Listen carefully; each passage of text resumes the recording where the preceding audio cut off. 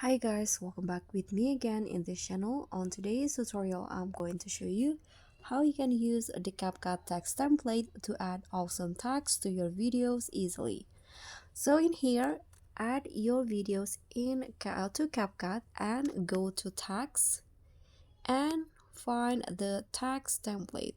So by using the text template, you don't need to create a style for your tags. You can use this template style from CapCut to your video, so you can save your time in editing your video. So I'm going to find the trending, but you can always explore more. So here there are lots of category that you can choose. I'm going to use the trending one and select one of them. So for example, I'm going to use this one. Here is the text template, and if you want to change the text, you can just double click on the text, and in here you can change it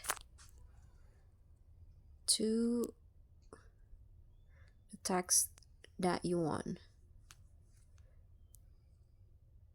Okay, for example, here I'm going to also change this.